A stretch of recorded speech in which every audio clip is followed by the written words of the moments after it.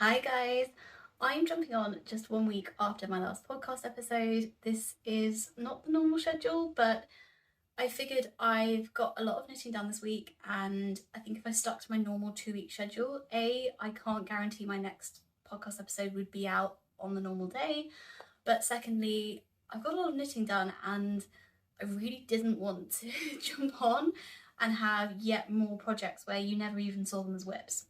So if it suits all of you, we're going to go for weekly episodes over the next couple of weeks, just whilst we've kind of got all these different movements going on.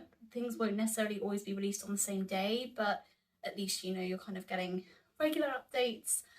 So I hope that works for everybody. I have got a finished object to show you.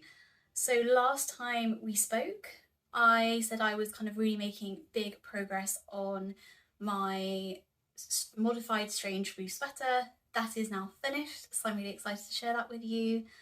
And yeah, I thought today we'd keep things fairly chatty, a little bit more informal, a little bit less structured than normal. It's very, very warm here in the UK. Not a complaint, absolutely loving it, but today I've just got a glass of water with me, staying hydrated. So apologies if I pause a few times to take a sip of that throughout the episode. I hope that you have got something nice to drink. And thank you for joining me. So let's dive into the first finished object, or the only finished object I should say, and oh boy, has this been a long time in the making. I have not got it on because, as I said, it's very, very warm, but I will insert some footage here of me wearing it when it's a bit drier. It's just been blocked, so it's ever so slightly damp still, and hopefully when it's a little bit cooler. But I'm going to try and show you it here in all its glory. Ta-da! So I've been really, really looking forward to talking about this and having this finished and to kind of share with you the process, because I think there's been quite a few people that are interested. So I based this sweater off the Strange Brew sweater recipe by Tin Can Knits. I'm sure many of you have heard of it, but for any of you that haven't, Tin Can Knits do fantastic patterns that have some of the best size inclusivity I have ever seen, and also not just size inclusivity, but also built-in I'm not wording this very well. They, for most of their patterns, they range from child to adult, because I know for lots of designers they kind of release those separately. I think what's lovely about Tin Can Knits is it's all in one go. And I think that's also really helpful from a size inclusivity point of view, because if you are a smaller individual, maybe you find it quite hard making the smallest adult size work for you. So I think this really helps everybody. The Strange Brew recipe book was released, I want to say, in kind of 2018, 2019. And essentially it teaches you, or gives you a recipe to make colour work round yoke sweaters from the top down or bottom up for any size, and in I think 3 different yarn weights. I think that's sock, DK and Aran weight. And then it gives you a bunch of motifs and kind of shows you how to incorporate those and make your own colourwork sweater design. The book also contains some patterns that are kind of colourwork sweaters that are pre-designed for you. It contains a few hats, a few cowls, and kind of goes into detail on how to make sweaters into cardigans. It really is like a kind of manual for making your own round colourwork sweaters. I have made quite a few jumpers using the recipe over the years. I find it really, really enjoyable. I found a size that works for me in terms of the positive ease that I like. I have worked out I much prefer knitting them top down than bottom up. And I'm now getting to a point where I feel very comfortable modifying the pattern or the recipe. They do give you things like shaping on the body, how to kind of shape that. They talk about where to put short rows. They give a lot of information, but there's still room to kind of really take the recipe and then run with it to suit your style. So that is what I've done here. So as one example, they advise a ribbed collar. I have done a folded collar. I have then combined some of their charts, which is kind of these triangle ones here and here, with this kind of, I wouldn't even call this a motif, but just this colourwork little boxy motif that I love. And I love doing some almost like faux rib stripes in colourwork. I think it looks gorgeous. So you're actually seeing here, this is the beginning of round. It's always sat at the back of one of the shoulders. So I'm actually showing you the back of the sweater. There we go, the front's pretty much exactly the same though. I opted, so let's dive into kind of what I did in terms of construction and the modifications I made. So I knit the collar, well actually I cast on for the number of stitches immediately below the collar. I then knit the yoke and I went back in and picked up off the cast on edge and did my folded collar. I still need to put a piece of elastic in this folded collar, but it's pretty much there.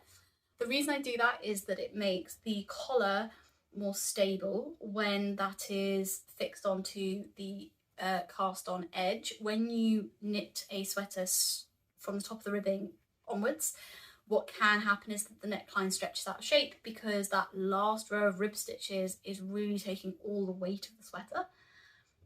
So by doing it into a cast on edge, it just gives it that extra bit of stability. I then knit the yoke without any short rows. I tend to find, maybe a controversial opinion here, I know people like the back of their sweaters to be slightly higher. I've got quite a flat back, which I know might sound like a strange comment, but what that means is if I do short rows in the back, what I actually find is I end up with like a kind of bunching of fabric, like it looks like I've got a lot of excess fabric, and that doesn't really work for me. The other thing that I think, again, it's to my personal proportions and everyone's proportions are different. That's the joy of a recipe. You can modify it to your body.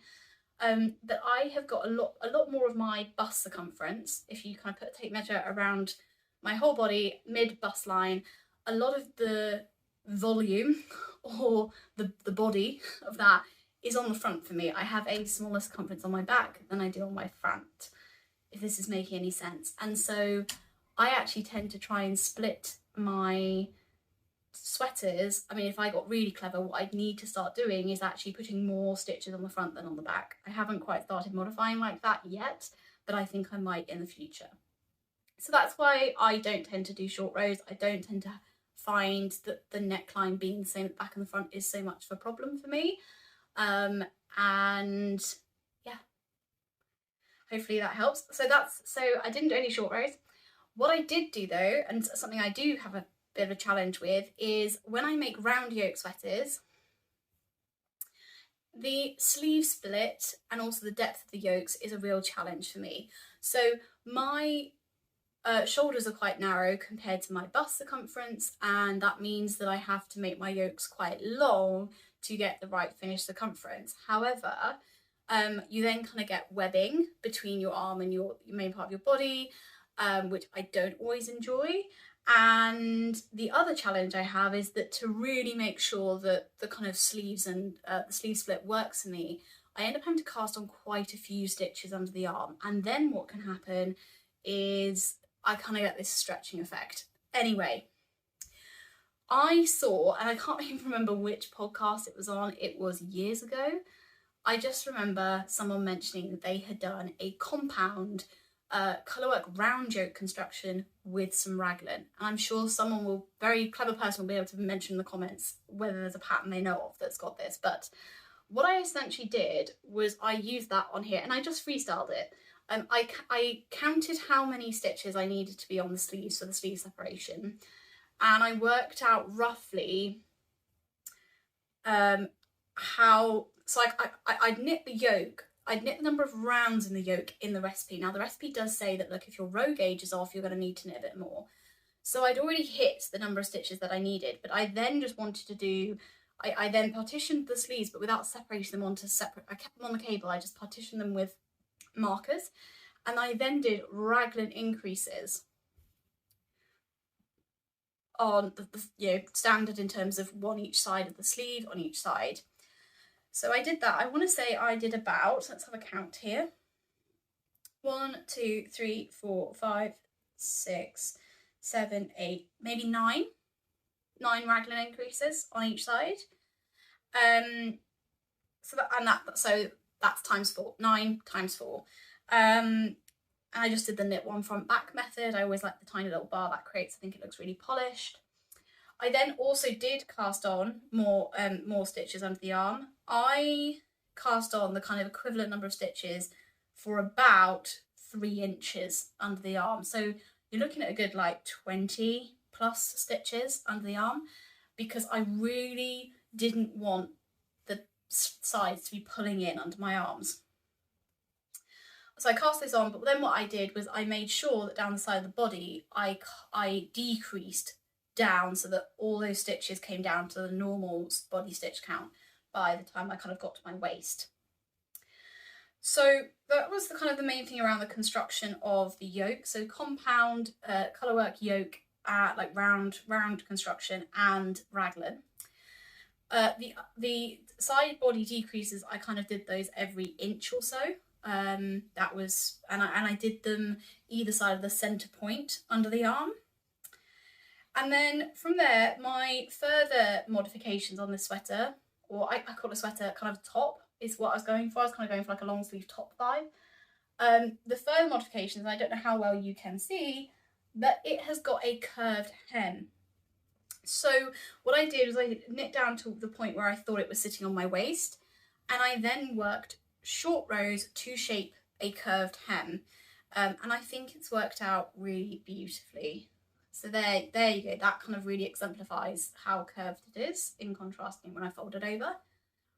So I could have gone even more curved, but that looked about right for me.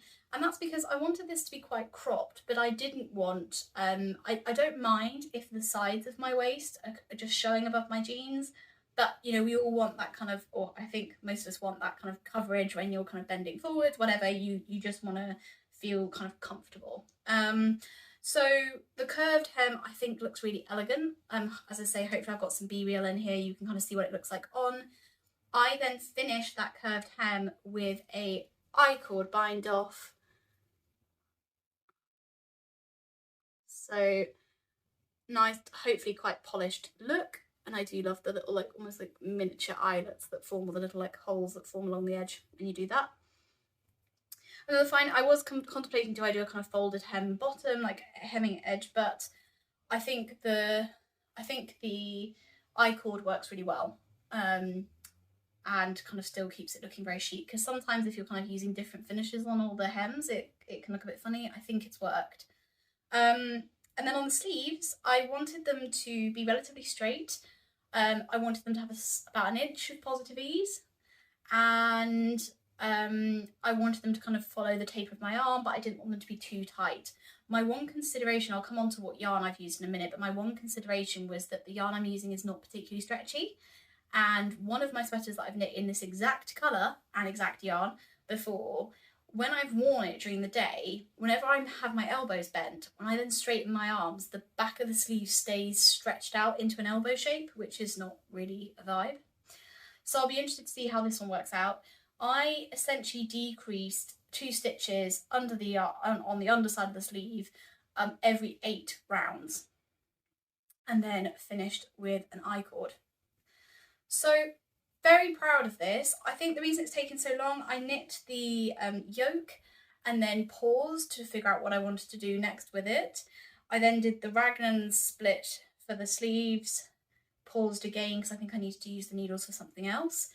Finished the body and started knitting one of the sleeves, but just for them was on Sleeve Island, didn't really enjoy it, so paused. There's just been a lot of pauses, so it's not been a long knit. If you actually look at how many hours I spent on it, it's not been any more or less than any of my other kind of similar sweaters. It's taken so long because I keep putting it down. But I do love the finished product, and I always really wanted the finished product. It's just been what else I've had on my needles, etc. So yes, in terms of yarn, and I got tired of getting this wrong every time on my podcast, but so the main yarn is Holst Garn, super soft, and that is a 2-ply jumper weight yarn from Denmark. I absolutely love Holst, could not say enough good things about them. I know many other people love it too. Particularly its affordability, its quality, and the colour options. I just think they are to some extent unrivaled on that point. I believe that Holst Super Soft is a blend of merino and Falkland wool, but I could be corrected on that. I don't know exactly how much I used for this because actually the main colour I was unravelling from another project. So excuse me, fluff up my nose. I was unravelling from another project, so I'm not sure. The contrast colour on the yoke is Schwendenrot, which I believe translates to Sweden red, or Swedish red. Schwendenrot yarns, and it's their ripened corn colourway, but I don't know the base. I think it's got some silk in there. I think it might be a merino silk blend. And I bought this skein from Beautiful Knitters a few years ago. I used it for another project, or used part of it for another project, then stopped.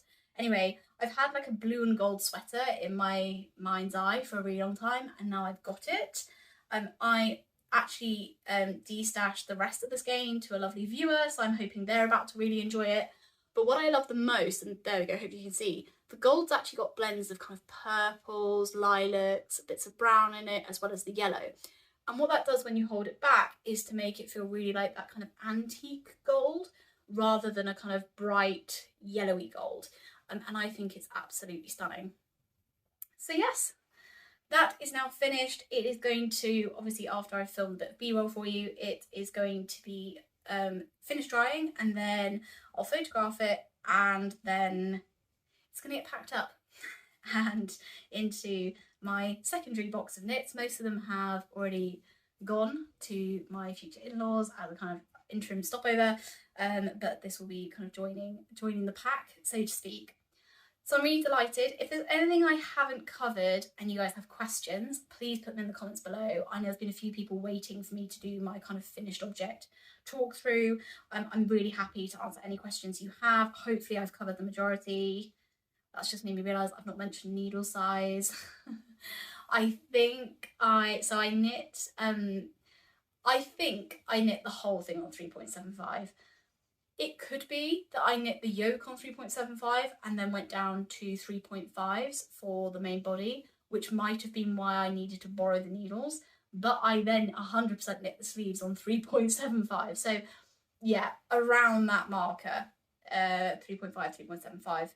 But yeah, I think that's everything on this, but as I say, if I've forgotten anything, please feel free to shout. So that's something I've been working on the last week. I've knit the best part of 3/4 of the sleeve. The other project I didn't mention in last week's episode, but I had done a little bit of work on, and I've now done enough that I kind of think it's visible and you know, should show you, is on my so-called grink wrap. So this project is self-drafted, just having a bit of fun. But I really caught the intarsia bug. I know loads of people have. There's some fantastic intarsia patterns coming out.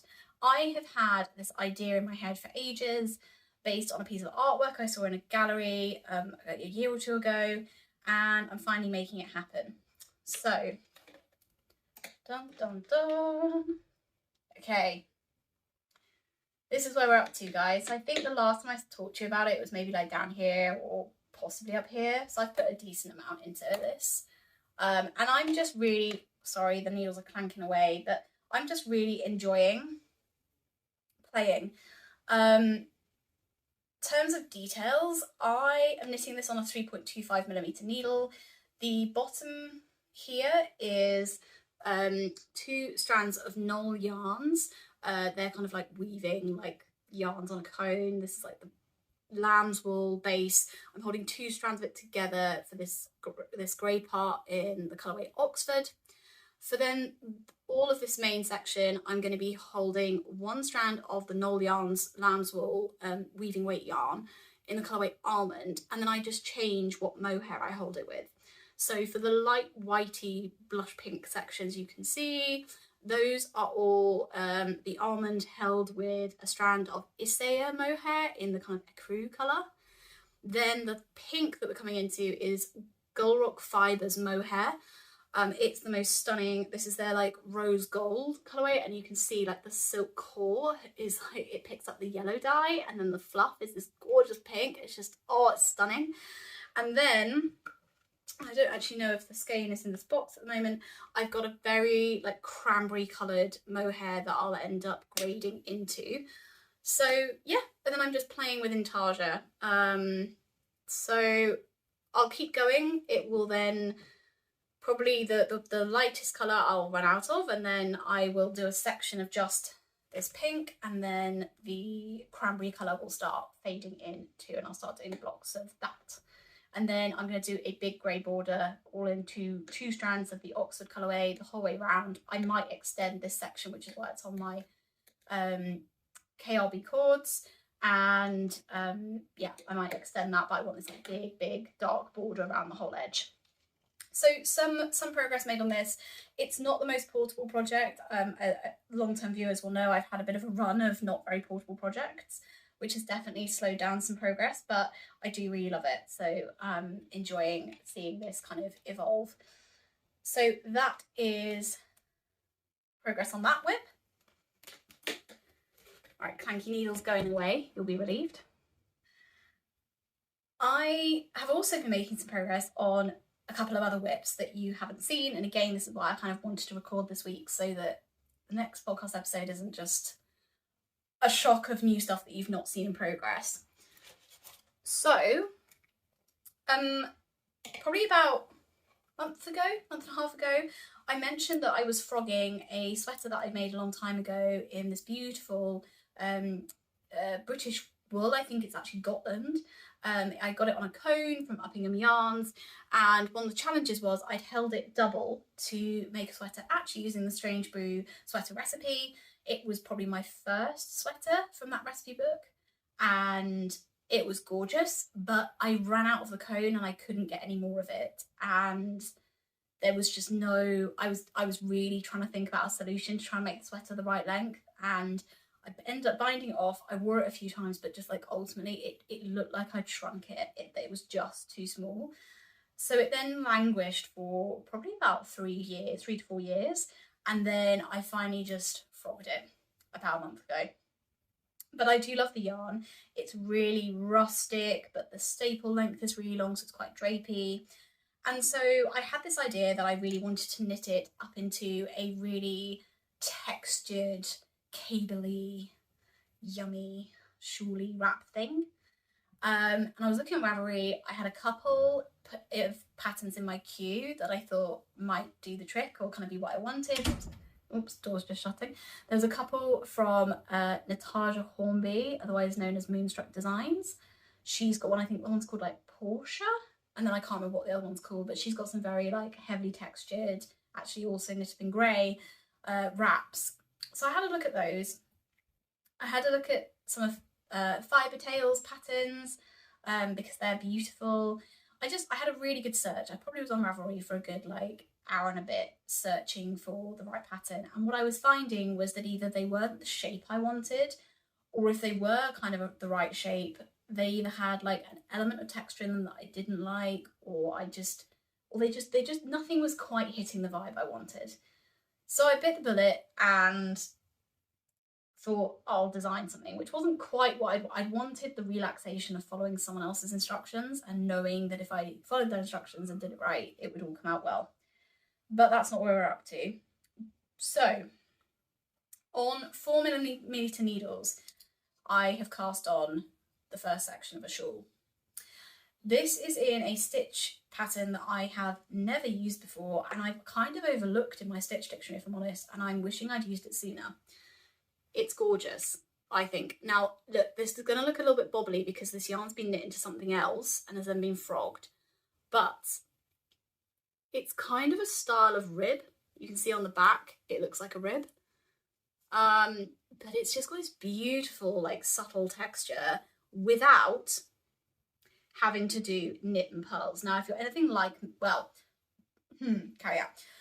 If you're anything like me, I love the look of knit and pearl textures, but I don't find them the most relaxing to knit because the style of knitting that I do, I need to look every time I switch to the pearl versus knit position. So I don't find them that relaxing to knit. However, without giving too much away, this is not as involved as your standard knit and pearl texture. So anyway, I'm really enjoying it. I've dropped my cake on the floor, but Basically what I've done is I've cast on some stitches at the bottom, I've then increased up one side and slowly introduced more and more of the texture as I've grown it, and then now I'm knitting straight or flat, well, and then I will knit this to a certain length and then I will decrease on that same side. So you're kind of looking at like almost like a slightly more geometric style crescent shawl is the rough shape we're going to get. It's a very similar construction to my Market Day shawl, which I've released as a pattern on Ravelry. That's in like a worsted weight, and the main body of that is in just stockinette stitch.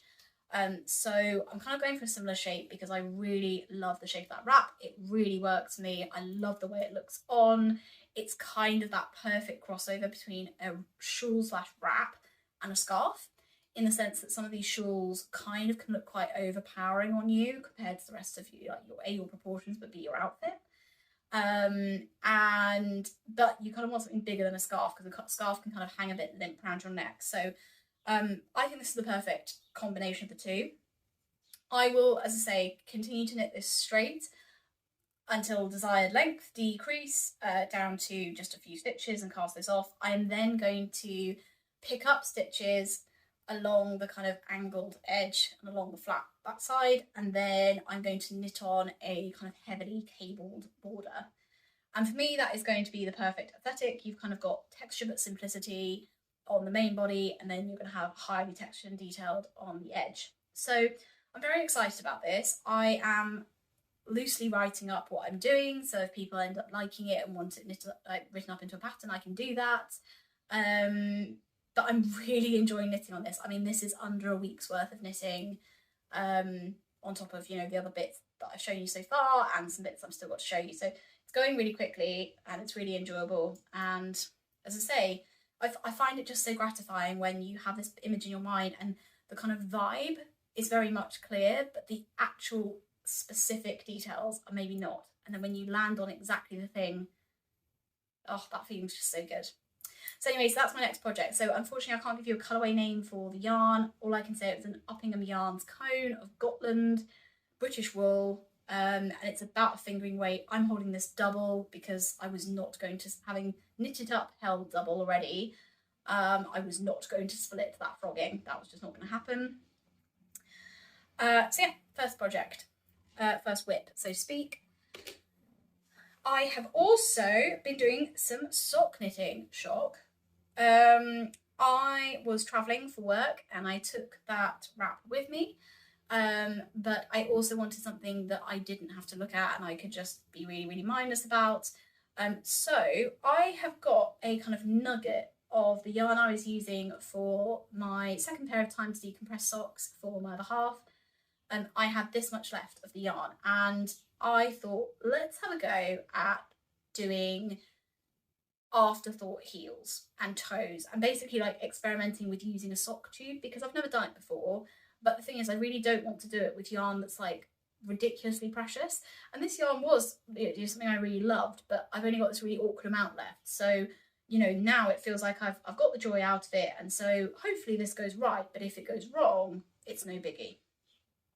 And I'm using a leftover scrap of Lang yarns for the cuff. I have just literally cast this on and knit flat, and then I'm actually going to fold this over for a folded hem or folded cuff. I'm just going to knit this as a tube, see how far we get. I might need to add in another scrap for the second half of the tube, and then I'm going to experiment with splitting the tube, adding toes, and then also, you know, putting in an afterthought heel, and we're going to see how it goes. So that's another bit of a whip. I started that whip because, and I took this next whip off the needles because this one was a bit too involved for where my headspace was at after 7 hours of travelling the other day. But I had made a start on another sock. So here we go. There we go. Now, those of you who've watched other episodes will know I'm actually kind of obsessed with this colourway, colourwork motify thing at the moment. It's just essentially like flea stitch, or there's some lice stitch, like so many different names for it. Last episode I showed a baby hat I just finished in the same thing. This sock is special though because this is being knit up in my 2 skeins of John Arbon Textiles Exmoor sock. So new yarn that I've just got having visited the John Arbon Mill. This pair of socks is going to be for me, which is going to be unusual this year. I've knit 2 pairs of socks this year, which is already unusual for me, both which turned out, you know, the right size, again unusual for me. And third of all, those were both for other people. So these will be for me. I want them to be shorties because I'm seeing if I can get 2 pairs out of this. This is a 50-gram cake of each. I want to get 2 pairs out of this 100 grams. So these are going to be shorties, and so I was actually getting to the point where I was about to start doing the heel flap, and that was just too complicated for my headspace. But I'm loving knitting with this yarn. It's kind of strange in the sense that I don't feel like I'm knitting with sock yarn. It's lovely because I love knitting with rustic yarns, and it's still got a smoothness to it, but it just doesn't feel like a sock yarn, so that's kind of a little bit, my head's got to get around that a bit. The colours are also gorgeous. The tags are right in the middle of the cakes, so I can't tell you the colourways right now, but they're really stunning. And yeah, just knitting kind of a nice potato chippy colourwork sock. So loving it. So that's another whip. So as you can see, quite a lot of knitting this week. A lot of knitting. So as I mentioned, the socks are being knit up on a work trip. I was lucky enough to travel to Lisbon with work this week, and I was really conflicted. So whenever I go anywhere abroad, I always check out what the local yarn shops are like, and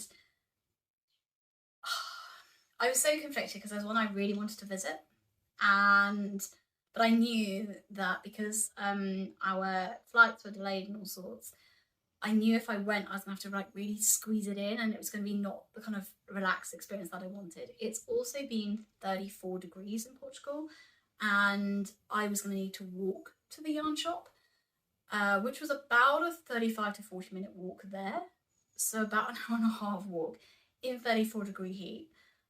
So I arrived at the shop an absolute sweaty mess, and I just did my best to capture the vibe of the shop in video footage and pictures as I could, because I knew I really wanted to share the shop with all of you because it was beautiful. And like not aside from any yarn buying, like just the atmosphere in the shop, it felt like you were entering a studio. You felt like you were entering a creative space, and there was just such an instant feeling of relaxation.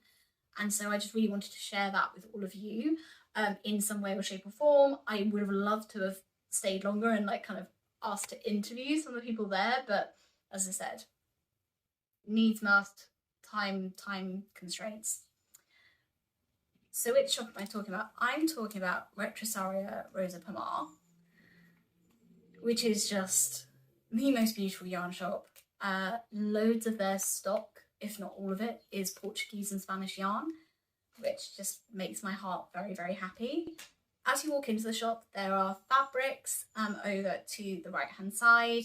You have then got these incredible cabinets going up the walls, like kind of wooden cabinets with like glass elements, which look kind of vintage and yet modern. You've got these big display tables in the middle of the room, which are just filled with the most beautiful colours of yarn. And you've got a combination of the kind of Retrosaria's, their own yarns, but also they do stock some other yarns such as Wool Dreamers yarns. There was another brand that I'd not come across before. They stock Isea, which I think is actually Danish yarn. But just a beautiful combination of yarns. And the most amazing thing they have this like glass panel in the floor where you can look down into a workshop. Oh, the whole thing is just beautiful. So of course I had to buy some things. I picked up, there was just I shopped purely based on colour inspo. I'm going to be really honest. Colour inspo and yarns that I have wanted to get hold of and I haven't been able to. There are so many Retrosaria bases and I couldn't get all of them, but excuse the crinkling of paper. I did get some and they all fit in my suitcase. Okay, so I've just got them all out the bag to avoid the crinkling fuel. So let's start with what I bought from the Rosa Pomar range. So the first one I got was Pegulhal, if I'm pronouncing that correctly. And this is Pegulhal is a breed-specific yarn composed of Serra de Estrela and Portuguese merino wool, and it's entirely sourced and manufactured in Portugal. It will bloom and soften considerably after being washed, and we recommend washing and blocking your swatch to determine gauge. This is I can never say that word, mulesing free and non-superwash. And this is the colour number 2. And then in terms of kind of gauge and what they recommend 3 to 4 millimeter needles, or a US 3 to 6. And they say it will kind of knit up at 24 to 32 stitches per 10 centimeters. So this colour, it's like orangey pinky. It's coming up a little bit more orange on camera than it actually is. It's got a bit more pink than that. As long-term viewers will know, I'm obsessed with this pink orange colour combo at the moment, particularly when blended together in one yarn. So I thought that was flipping gorgeous, and what I wanted was to find a colour to knit with it into some sort of form of colour work, I think. And I spied a yarn that I have desperately wanted to try. So I have worked with Wool Dreamers yarn already. I've got their Wool Dreamers Manchalope, I believe it is what that's called. It's kind of the unspun roving pencil roving yarn. Wool Dreamers is a Spanish yarn company, all focused. They've got a kind of farm, everything's done local. They have just released a base called Saona, Saona. They come in 50-gram balls, 220 meters, and it is 50% lana merina entrefina y manchega and 50% algodón de Andalucía. I hope I'm pronouncing that right. This is the colorway Ozeta, and they recommend knitting it on 2 to 3.5 millimeter needles. And they've won loads of awards and got loads of accreditations for being kind of ethical, local, natural. Yeah, this is the most beautiful. It's got kind of flecks of different colours. That's the yarn down. And I want to knit the two together. So this was a real kind of bucket list, get one of each, supporting local wool producers in the Portuguese and Spanish area. So love those two. I'm just going to duck down to retrieve my other skein. So coming along that kind of neutrals, along the same line as those kind of neutrals, I saw this brand, Fonti. I believe that's the brand is Fonti, and then the yarn base is Fado, but I don't know. This is actually French yarn. Comes in 50-gram balls, 125 meters, and they recommend needle size 5, which makes me think this is kind of like a heavy DK worsted weight yarn. And it's 100% wool. This is the colour 661. And yeah, it's just beautiful. Neutrally, I haven't normally gone for neutrals so much, but this just really shouted to me. It was so warm. And I'm thinking this might knit up into a beautiful hat. So that was my thinking there. And again, it was just a brand I hadn't tried. I really would like to try more different yarn producers. So Fonti is coming into my stash. Okay, then two other yarns jumped out at me. This is a small kind of 50-gram skein of tuku wool fingering.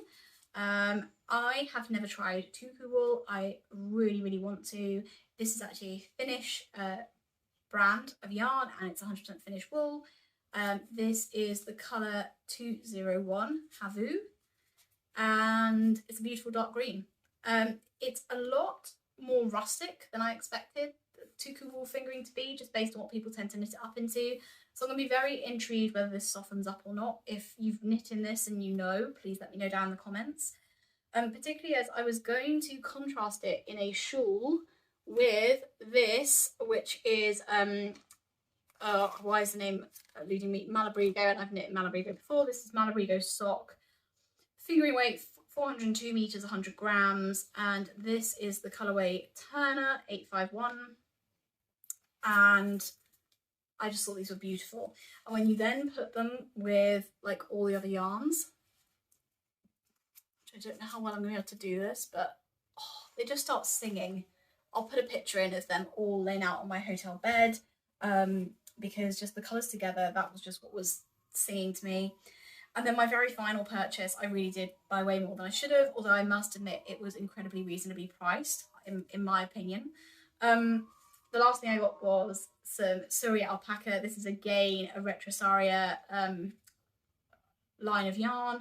This is Apresenta, and it is, well, I wonder whether a Retrosaria Apresenta is more like Retrosaria Presents, but no, I think that is the name of the base.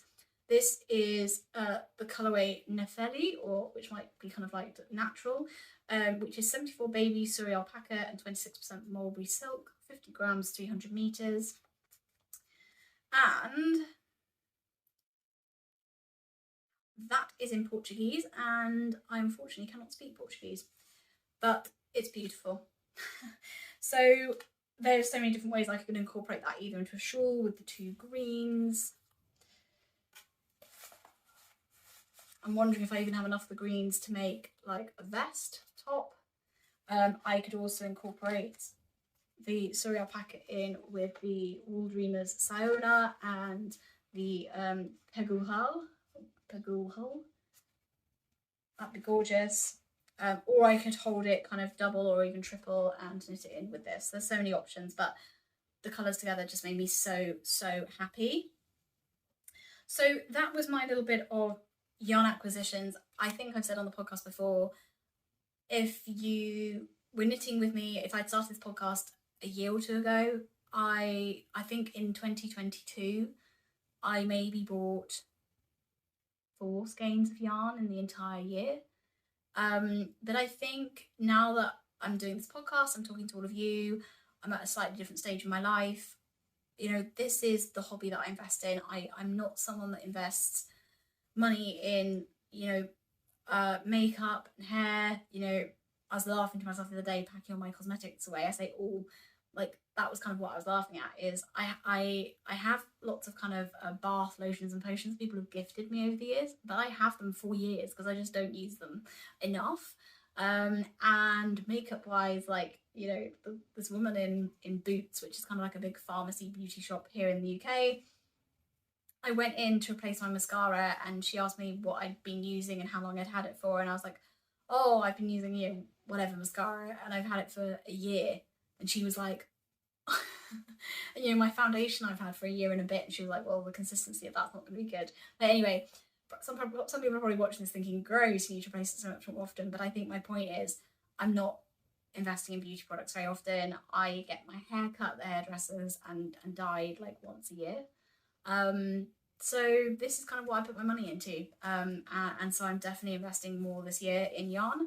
But particularly wanting to kind of try different brands and bases, because I have, you know, I won't always have going forwards, and I haven't had previously that much budget for yarn. And so when I am spending money on yarn, I want to know that I'm going to enjoy it. And podcasts have always really helped me figure out what I do or don't want to try. And if I can be of that help to other people, then I really want to be. You know, as an example, Tuku wool has been on my list for ages.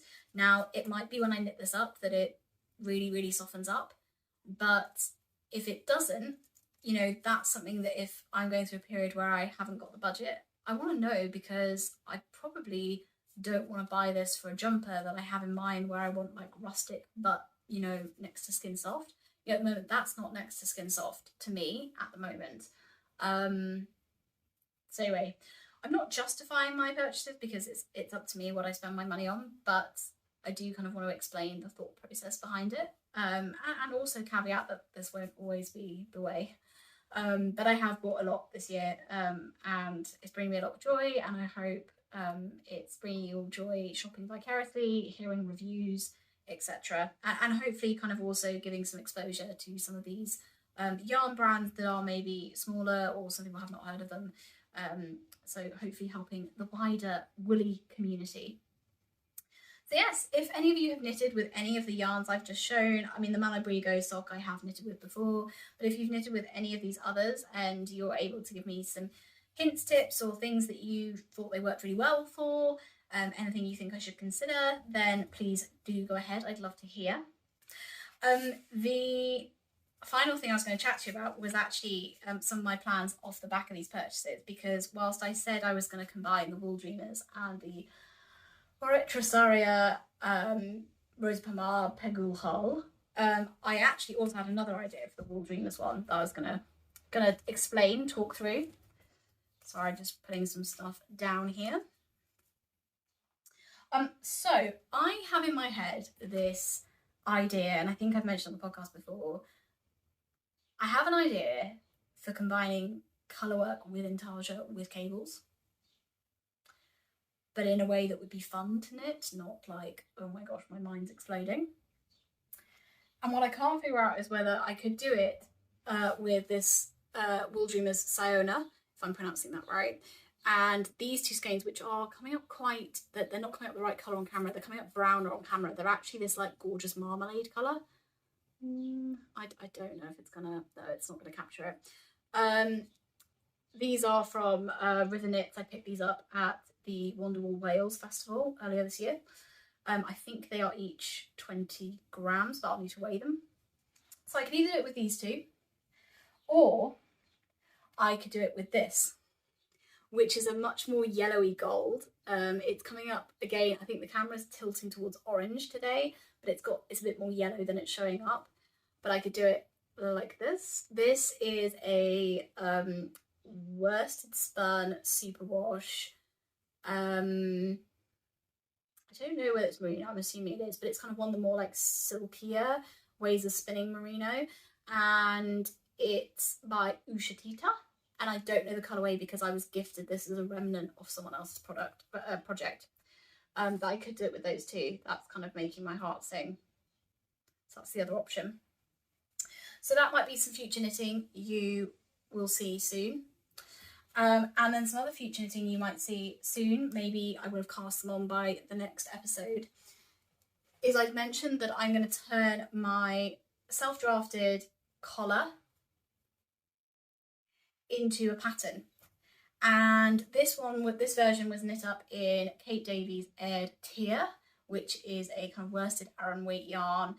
This is the colourway Glamig, and it used, I think it was four 50-gram skeins, which were 65 meters each. Just doing some quick mental maths, which I think, so 260 meters.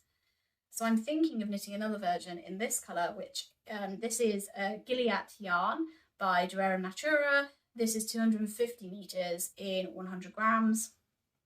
So I am just, wondering about making another version, but in this, and doing kind of some of the edits that I want to make to the design before making it into a pattern. So that's something else I might cast on by the next podcast episode.